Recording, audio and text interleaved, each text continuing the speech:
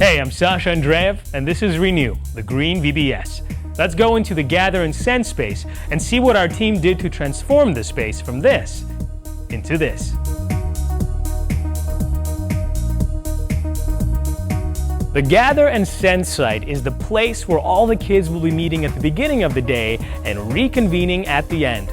It's the place where they sing songs, learn the Bible story for this VBS, the parable of the sower, and of course do their daily planting ritual. So when choosing your gather and send space, be sure to consider that it has to fit lots of kids and has an area where they can do their planting ritual, which might get a little messy. Now the challenge for our decorating team is to consider all of those elements and be able to communicate the Bible story in a creative and engaging way. And of course, we're going to be encouraging them to use recycled and green materials.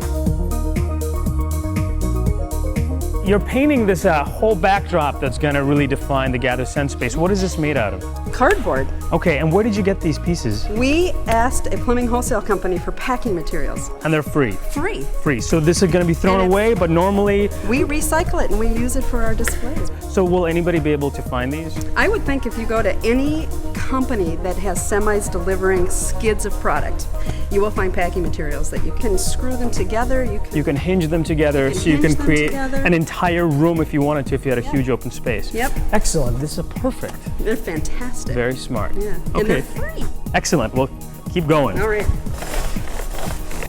While they assemble the backdrop, let's take a closer look at the star of the show.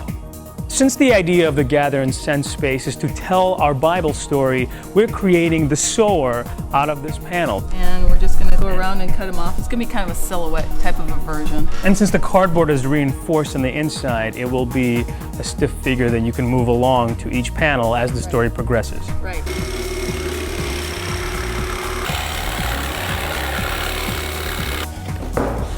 Let's see. We'll have two of them, one for each leg.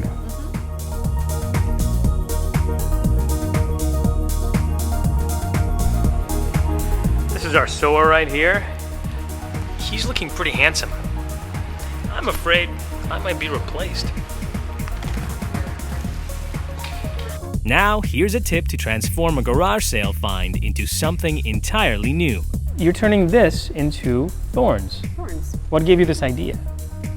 Actually, I was trying to make seedlings for the good soil, and I pulled a leaf off by accident and went, we need thorns. Right. This would make great thorns. Now, purchased fake plants can be expensive, but so many times rummage sales, yard sales, garage sales, and sales, you can find these pretty inexpensively, and the leaves will make a great artificial compost when they teach the kids about composting their scraps. Now I know this isn't butter, this is styrofoam, though it's cutting like butter because you're using a tool I've never seen before. This is a hot knife. Yep, it's specially designed to cut styrofoam.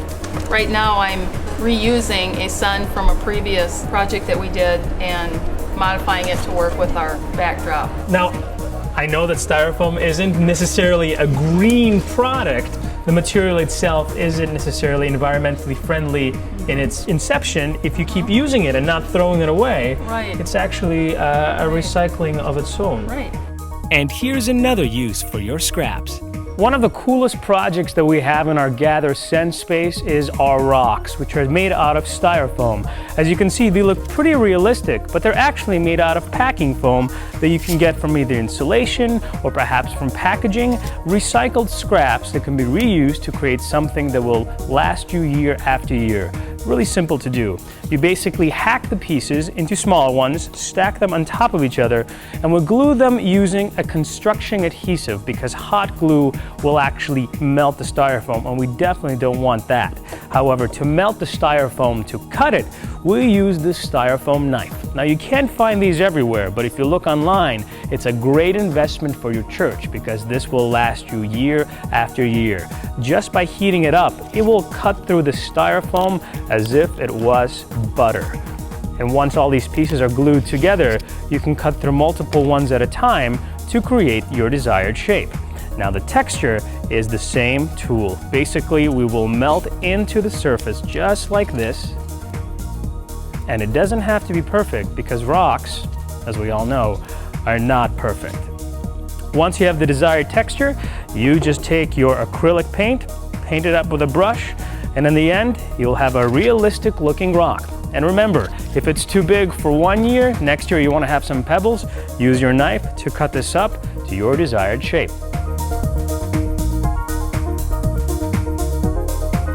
The Gather and Send space is all about reinforcing and telling our main Bible story, the parable of the sower. And so our team has gone all out to create a huge storytelling piece made up entirely of salvaged, repurposed, recycled, and reused items. Very few things were bought for this, mainly paint. Now this is set up that every single one of these elements can be removed and then added on as the story progresses. So all the elements, like this cutout bird here, can be pinned on to our panels. Now let's start at the beginning of our story. We start with our sower, who is made out of the cardboard panel. He is reinforced with some 2x4s in the back and put on a 2x4 stand so we can slide him along as the story progresses through the week. Now, as we know, the sower went to sow some seeds and they fell upon the path where the birds ate them. And our birds are just cut out of a construction paper. Moving on to the rocks, the seeds fell and were scorched by the sun.